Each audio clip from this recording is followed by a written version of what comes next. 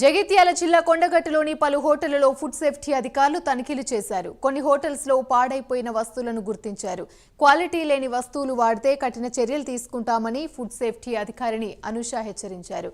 అలాగే లైసెన్స్ లేని హోటళ్లు వారం రోజులుగా లైసెన్స్ రెన్యువల్ చేయించుకోవాలని, లేని పక్షంలో కేసులు నమోదు చేస్తామని వార్నింగ్ ఇచ్చారు.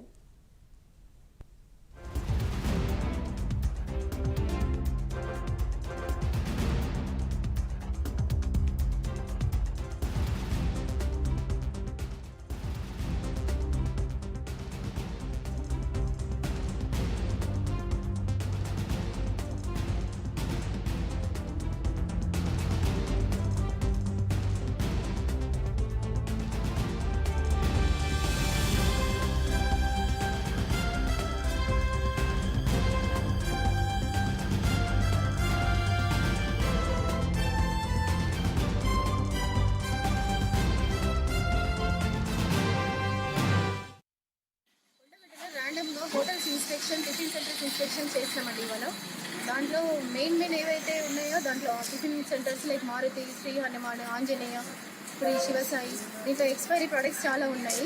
తర్వాత హైజీన్ అనేది లేదు, లైసెన్స్ కూడా ఏం లేకుండా నడిపిస్తున్నారు. అంతకుముందు కూడా ఒకసారి వచ్చి చెప్పినప్పుడు కూడా చేస్తామన్నారు, మెయింటెనెన్స్ మాత్రం తగ్గలేదు.